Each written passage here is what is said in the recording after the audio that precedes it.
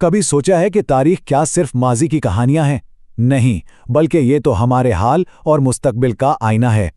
तो आज हम इस्लामी तारीख की इसी वसी दुनिया में एक सफ़र पर निकलेंगे और ये जानने की कोशिश करेंगे कि उसका दायरा कार कितना बड़ा है और आज के दौर में ये इतनी अहम क्यों है।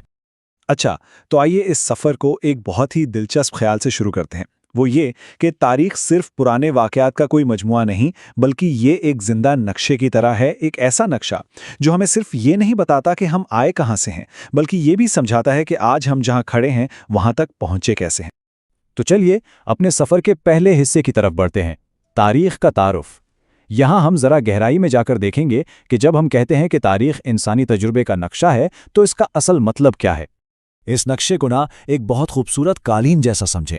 एक ऐसा कालीन जिसे अलग अलग तहजीबों की कहानियों के धागों से बुना गया है, और इसमें हर धागा, भले वो कितना ही छोटा क्यों ना लगे, इस पूरी तस्वीर को मुकम्मल करने के लिए बेहद ज़रूरी है। यही वो कालीन है जो हमें इंसानियत के पूरे सफ़र की दास्तान सुनाता है, उसकी शुरुआत से लेकर उसके पेचीदा रास्तों तक। अच्छा, अब जब तारीख की अहमियत वाज़ेह हो गई है, तो आइए इस बड़े आलमी नक्शे के एक ख़ास हिस्से पर नज़र डालते हैं। एक ऐसा हिस्सा जो बहुत वसी है, बहुत गहरा है और अक्सर गलत फहमियों का शिकार भी रहा है।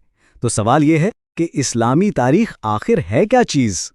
देखें, सबसे पहले तो ये समझना ज़रूरी है कि हम बात किस चीज़ की कर रहे हैं।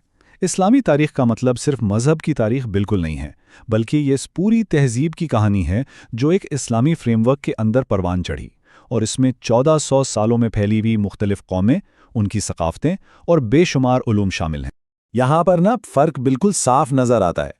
एक तरफ तो वो आम गलत फहमी है कि ये सिर्फ मज़हब और लड़ाइयों की तारीख है, लेकिन दूसरी तरफ हकीकत ये है कि इसमें साइंस, फ़लसफ़ा, आर्ट, हुकूमत और मईशत सब कुछ शामिल है। ये किसी एक कौम की कहानी नहीं, बल्कि ये तो एक पूरी तहजीब की मुश्तरका दास्तान है।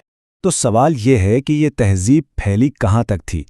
चलिए अब इसके वसी दायरा कार को देखते हैं कि वक्त और जगह के लिहाज से इसकी हुदूद क्या थी। ये टाइमलाइन देखें, ये कोई 100-200 साल की बात नहीं, ये 1400 साल पर फैली हुई है। 7वीं सदी में इस दौर का आगाज़ होता है, फिर 8वीं से 13वीं सदी का वो सुनहरी दौर आता है। उसके बाद 15वीं सदी में सल्तनत उस्मानिया जैसी बड़ी सल्तनतें उभरती हैं, और फिर हम 20वीं सदी में पहुंचते हैं जहां जदीद रियासतें बनती हैं। ये एक मुसलसल चलती हुई कहानी है।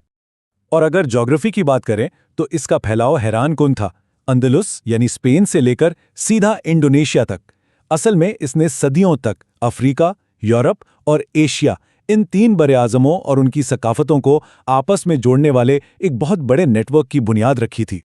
और यहाँ जो बात सबसे ज़्यादा दिलचस्प है वो ये है कि किन किन शोबों में काम हुआ। मतलब सिर्फ 1-2 नहीं, बल्कि तिब और सर्जरी से लेकर एस्ट्रोनॉमी और रियाजी तक, फिर फ़लसफ़े से लेकर फ़न तामीर और शायरी तक। शायद ही कोई ऐसा मैदान था जिसमें काम ना हुआ हो। अच्छा, ये सब जानने के बाद एक बहुत अहम सवाल जहन में आता है कि ये 1400 साल पुरानी तारीख आज की जदीद दुनिया में क्या माने रखती है। इसे समझना आखिर ज़रूरी क्यों है? अक्सर कहा जाता है कि जो तारीख नहीं जानते वो उसे दोहराने पर मजबूर हो जाते हैं। ये बात बिल्कुल ठीक है, लेकिन इस्लामी तारीख का मुताला इससे भी आगे की चीज़ है। ये आज की जो हमारी आपस में जुड़ी हुई दुनिया है ना, उससे समझने के लिए एक बिल्कुल अलग जाविया देता है। इसके असरात का सिलसिला हम आज भी देख सकते हैं। देखें, अलजेब्रा, ऑप्टिक्स यानी बसरियात और मेडिसिन जैसे शोबों में जो बुनियादी काम इस दौर में हुआ, उसने आने वाली साइंस की बुनियाद रखी। सिर्फ यही नहीं, बल्कि पुराने यूनानी और रूमी इल्म को पहले महफूज किया गया, फिर उसका तर्जुमा हुआ और इस पर मजीद काम किया गया।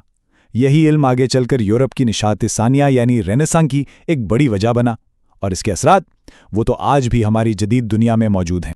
तो सबसे अहम बात जो समझने की है वो ये है कि ये तारीख माजी का कोई बंद बाब नहीं है, बिल्कुल नहीं। ये एक चलती हुई कहानी है, एक ऐसी दास्तान जो आज भी हमारी मुश्तरका आलमी तारीख को शक्ल दे रही है। जब हम अपनी तारीख के इस बड़े नक्शे के इस अहम हिस्से को समझते हैं ना, तो हमें पूरी दुनिया की तस्वीर ज़्यादा साफ नज़र आने लगती है।